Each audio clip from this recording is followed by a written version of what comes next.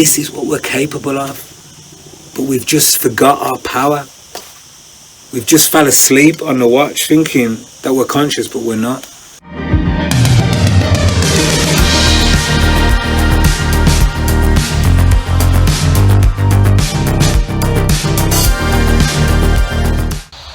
Okay, the guest for this week's Yourevolution episode is a guy called Alastair Anderson. He's an incredible guy that I met at the recent ayahuasca retreat I was at. Alistair not only is a plant medicine facilitator, but he's a Wim Hof instructor. But this episode is going to be so much more than just plant medicines and the Wim Hof Method. There's so much that Alistair covers in this brilliant episode, and I'm sure you're going to love it. I've not actually met Alistair personally, but I've obviously tuned into the episode and I found a lot of what he said particularly pertinent for where we are right now. For me personally, one of the things I've really worked on is obviously building up my own techniques, and I suppose Alistair really lends himself to talking about lots of different transformative ways to be better and well. He touches on the Wim Hof stuff, like Marc said. The Wim Hof Method is a really powerful breathing technique, something that if you adopt it into your daily practices, it can make a big difference to things like your stress levels, your peace of mind, your general health and general well-being. It's a really fantastic technique to stay balanced and stay well. Yeah, and Wim Hof has become a bit of a legend these days. Everybody loves him, don't they? And the thing to add as well is that Alistair was trained. He was one of the first trained Wim Hof instructors, trained by the main man himself, Wim Hof. So, hope you love this episode. Let's get into it. Some people say that plant medicines are not for everyone, but there are many other tools that people can use to find themselves and find balance. Let's talk about some of the other tools. I know, for example, you're a Wim Hof instructor. Yes. Tell us more about that type of work. The most important thing for anyone in life is to practice the Wim Hof Method, really. Only because it's very simple. It's a breathing technique and it's a mindset training, and it's cold exposure, gradual cold exposure. So these tools, all of them essentially push you into new experiences of yourself. So first of all, with the breathing technique, when you put more oxygen, you're basically playing with the brain chemistry of the body. So, stress, there's a lot of stress. Life is stressful these days, so that affects us. So, traditionally, you'll be walking in the jungle, lion would come, you run, you're stressed, your body feels adrenaline, you get out of there, you're in a safe place, back to being calm, you're back to relaxing. Whereas we live in this hyper-agitated state, where we're constantly on alert. The media have bred fear into us. It's fear. We always have to be scared of something. It's always a new enemy, And one of the interesting things, like I notice now is, even if you take the whole media coverage around the COVID-19, it's the whole, there's no terrorism, there's no anything else. It's like everything else has stopped because there's this new fear. So whenever we're getting fed fear, it creates anxiety. Now, if you don't do anything to rebalance that, you're going to be walking around in a very anxious state. Now, this your children, maybe you've been at work all day, your child comes with something, you act in a very anxious way towards them, an unhealthy way, not from love, just because you don't have any balance in your chemistry, and you have no awareness of this. So with the Wim Hof Method, when you do the breathing technique, changes the brain chemistry, puts more oxygen in the body, activates the brain stem. Afterwards, you just feel this deep sense of peace, of power, of energy. Your body's filling with adrenaline, epinephrine, all these beautiful chemicals. You've got an amazing pharmacy in your brain, and the breath is a doorway to it.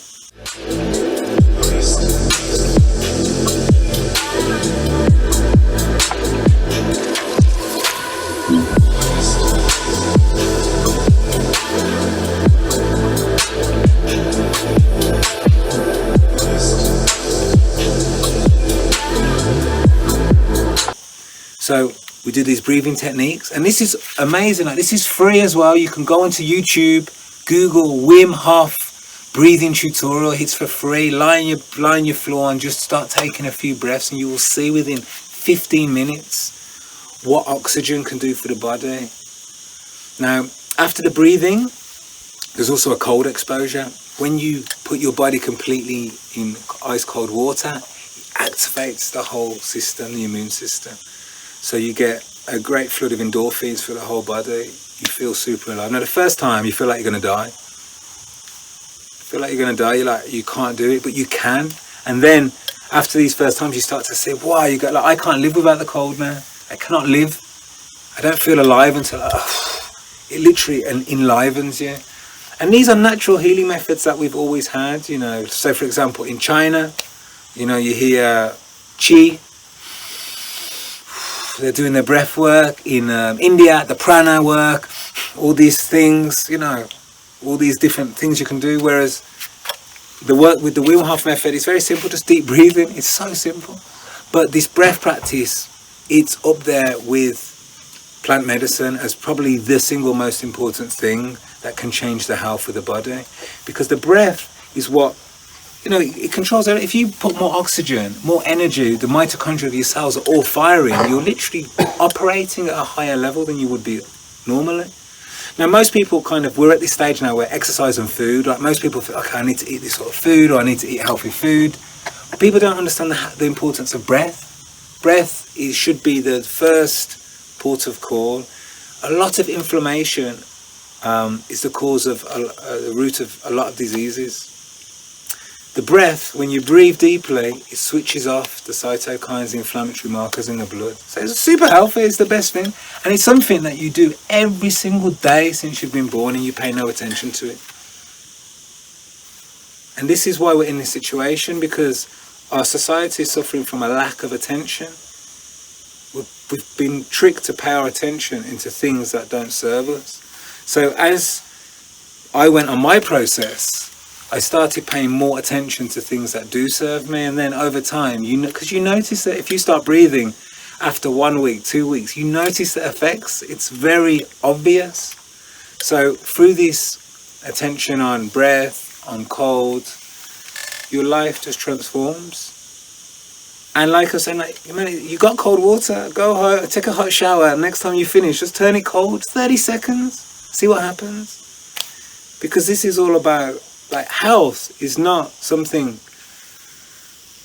like, you know, like a doctor, you know. What the doctors know nothing about health. They don't. They know a lot about a very small aspect of things because they are specialists. You know, so we've got to this point in technology where it's got smaller and smaller and smaller, and everyone's got specialisms. And I know my wife is a doctor, a neuroscientist. She works at one of the cutting edge companies on the planet, Avexis, designing gene therapy, curing children of rare diseases. So it's an area that I'm fully aware with. I have many doctors and neuroscientists that come to me to get healthy. You know, I'm doing a workshop inside of a pharmaceutical company in a couple of weeks where I'm sharing all of this. I'm doing breathing techniques with them and talking about plant medicine. You know, so this is not an either or. This is just a place where we have to understand something, that we need to spend our attention looking at ourselves. And through that attention, you start to think, you can find things that are healthy for you and not very easily. You know, if you go out and you drink a lot of alcohol the next day, you don't feel healthy. It's a, you know, cause and response. If you go out and you start eating healthy food, you start breathing, you start taking cold showers, you try plant medicine, you will not recognize yourself. So, you know, I'm all about feedback. You know, health should be feedback. I do it. Does it help me? Yes. Okay, continue. If it doesn't help me, put it to the side. And just also to go back to the Wim Hof Method, one of the fascinating things that we do, we run a retreat in Śnieżka, in Mount Śnieżka in Poland, in the winter, and it's typically, the weather there is about -20 to -30 degrees any given day. Now, within 3 days, any participant can arrive. Within 3 days of training, anyone is able to walk up to the top of that mountain for 2 hours just wearing a pair of shorts and boots. This is what we're capable of. But we've just forgot our power. We've just fell asleep on the watch thinking that we're conscious, but we're not. But we've just got too comfortable. You know, humanity, we didn't have hot water, heating, or, you know, now it was on cold, you put on all, you know, like, we put on the heating. Before, people just had to survive. You know, go and see, there's still many cultures. I was in the Himalayas a few years ago, and you see them like 85, women just digging outside, digging yams, and it's, you know, because they can't stop. I don't know how cold it was. But when you understand that we can do so much more, you shift from I can't do to like, what's next? What's next? Because I want to live fully. I want to be fully empowered. And the reality is, look, 2 arms, 2 legs, 1 heart, we all bleed the same. We are all the same.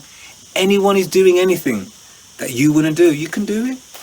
The only thing that's stopping you is your imagination and your own belief that you can do it. And these are the tools that give you that power back. And I feel that the majority of the reason that we have this lack of power is because of the fear. And I've been in a state of fear. I lived in a state of no consciousness when I grew up in this environment where, you know, it was a very masculine environment and you had to be tough. And I really had 2 emotions, which were fear and anger. This is all I had, you know, and it was fear when I had to try and be tough, because I wasn't, you know. It's just that you feel you have to be. And this is how everyone feels they have to be certain ways. But when you realize that what your experiences do not define you, they're just a part of who you are, and you can expand, you can grow. But it takes a level of awareness to know maybe you do not know who you are. Maybe you do not know who you are. And from that point, if you can take that little piece of thread, man, you can pull and pull, and from there, you can completely surrender and rebuild yourself in any way. And, you know, like people see me, people saying, oh, Alastair's such a happy guy. And, you know, people don't know where I've came from. And, you know, it's very interesting because now I'm very loving and caring and passionate, but I have committed terrible acts of violence on human beings in this lifetime. You know, but I don't shy away from it. It was a part of me, I accepted it, and part of this self-acceptance is how you then transcend and move forward, because if you don't accept yourself, you will never fully shine that light deep into the darkest parts of your being. And through that liberation and the techniques, the tools, meditation, breathing, cold, sauna, hot, any natural, barefoot on the earth, you know, there's a Schumann resonance. We are one with the plants, with the planet, you know, get out in nature, breathe air, all of this, you know, very simple things. It's not complicated, but it's very different way of living from the way that we live in the traditional sense. Alistair is also a plant medicine facilitator at the Amoraleza ayahuasca retreat in Spain, assisting people who have come to heal themselves using this psychedelic medicine. Alistair administers hape to participants, which is another plant medicine used at the beginning of ayahuasca ceremonies and has a really powerful physical effect on the body. He now lives a happy, purposeful life in Switzerland, but it wasn't always like this, especially as Alistair grew up in a tough neighbourhood in Birmingham. My starting life was quite difficult, so I come from an inner city area where it was quite troublesome. A lot of darkness, a lot of violence, drugs, these sorts of things. And then one day it was a period of homelessness I was in, and I had an experience that just didn't make any sense, where I started to see a manifestation of energy. If you can imagine like electricity, it started to kind of swirl in front of me and manifested into a child. And at the time I was like, okay, maybe I need to, you know, take it easy, I'm partying too much. But this was the start of me having an experience of something that sat outside of my normal 5 senses. So this was in a journey where I started to ask people, and I found meditation. From there I then was working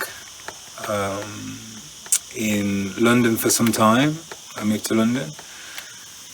And I wanted to go a little bit deeper, so I went on a journey into Latin America where I sought out time with shamans. Just different types. It wasn't plant medicine at the time, it was just I was looking for people with knowledge who could explain what I was experiencing. So I went to live in Guatemala at the time. I spent some time with some Mayan shamans there. Went up to Mexico, spent some time with the Huicholes there. And that was my first interaction with plant medicine. It was with the peyote plant. And that was a super powerful experience. And then from there we travelled all the way down. And then the next real big experience was I was in Peru. No, sorry, I was in Brazil, Tabatinga. It's on the border in the Amazon. And we had the first ayahuasca experience. And it was just in a shack. And there was like 6 of us sitting on a seat. And there was like a big open window. And the guy was like, okay, if you need to purge, you just get up and you just vomit out the side of the window. And it was a really profound experience. I had an experience where I could see sound and hear light. So it was a real transformation of my reality fully. And I had very strong connections. I saw people like Christ and Buddha. It was a real whoa, what is this? So after this experience, I was like, okay, I need to go more. So then I went down to Peru. We travelled down the Amazon, me and an ex-partner of mine. And we went and spent a month drinking medicine in Peru, just outside of Quitos. Now, this was about 10 years ago. And from there, it was, drinking a lot of medicine, lots of different plants, many different plants, really understanding how important plants are to our society. Before that, I didn't realise that most of the pharmaceutical drugs that we have originate from plants, and these plants primarily are in the Amazon. In your experience through many ceremonies, what would you say are the greatest gifts ayahuasca give people? It's just a mirror into who you really are. You cannot imagine that you've been brainwashed. None of us can. We didn't choose to be born at this period of time. We've been born into a capitalist system at this period of human history. If you'd born 500 years ago, you'd been born into a completely different environment, with a completely different set of rules. We then have our parents' input, so whatever our parents have gone through, they're then brainwashing us into what's right and wrong. So from a very early age, there's a lot of external pressures that are impacting us. When we drink the medicine, it just allows you to see what you really are. And you cannot know until you experience this how much of yourself has been guided or directed by your desire to please others, by your desire to, I want to make this person happy, I need to do this or otherwise society is going to reject me, I need to wear this otherwise society, I need to get this degree, I need to get to this place, I need this car. All of this are stories that we tell ourselves, and when we strip all of that away, you get an inner peace. You really get an inner peace because you know what you are. You're able to tap into emotions that are more positive. If you think of a spectrum of emotions from negative to positive, if you can kind of live more in the neutral to the positive side, instead of seeing things as good and bad, you see them as processes that give you opportunity for growth. Life just becomes a lot better because instead of feeling like a victim, oh, life is happening to me, oh, life's, you just start to let life happen through you. And it becomes a joy, and you start to see blessings, you start to enjoy basic. Look, I live in Switzerland, I spend my whole day in the forest. 7 years ago, I didn't walk. The idea that I would walk up a mountain and walk back, it was absurd. What? I couldn't understand because I didn't see what value was there. But now I'm in a part of my experience of consciousness where I see great value in the forest. There's lots of teachings, and that is why, because I've expanded my perception to be able to learn and connect to nature. And through that, we find that we are part of nature, and this is our inner nature.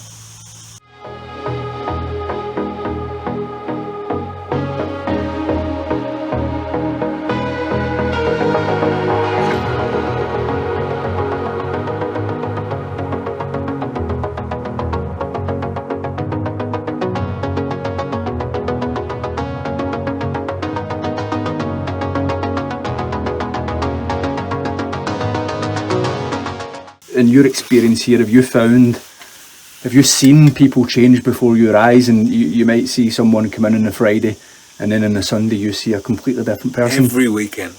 Tell me a bit Every about weekend. that. It's something which is, because, when, let's say with plant medicine here, right? We are opening, literally, if you look on, there's now a lot of research being done with psilocybin mushrooms, with ayahuasca, with all these things. You can see on the brain scan what is happening. The brain scan, if you look at the MRIs, you can see that the activity increases by around 60% in the brain. So let's just take it from that. You're going to have a 60% more expanded experience of what you are. And it doesn't really take much, because as soon as you start to perceive yourself just a little bit more, and we know this from science, right? Everything is energy. This is a fact. We know it's all, The great Nikola Tesla said, if you want to understand the universe, think of everything as energy, frequency, and vibration. When you start to have a sense of yourself in this sense, it's very easy for you to kind of let go of some of the things maybe that you were holding tightly to, like I'm this way, I'm that, I think a certain way, I act, I can't change. People have these very solid ideas, but the one thing we know about energy is that energy is always changing. So I think the medicine gives people that understanding that they are able to change, and from the first night to the second night there's a massive change. From the second night to the third day there's a even bigger change. But then when we all sit down together and we sit in this circle, we have this shared experience and we all share what we've gone through, and you start to say, well, we are all the same, everyone is, got the same kind of problems that I've got, and we're all trying to just get through life, and we're all trying to be good people, and we're all trying to be a little bit better, and we've all got fears. It's a very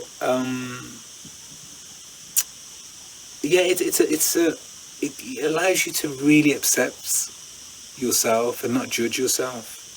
And this is a big part, because most people have a very self-critical voice. I have the best lover in my life is my voice inside my head. My voice loves myself, but it's not through accident. I spent 10 years of my life training myself to speak pleasant things to myself, because I understood something, that your reality is a manifestation of your thoughts, your feelings, and your actions, right? So if you put your attention into that, you can then transform it. And this is typically what happens, I think, after a ceremony. People realize that they have this power to kind of control their thoughts, to control their feelings, and then to do more positive actions in the world. Yeah.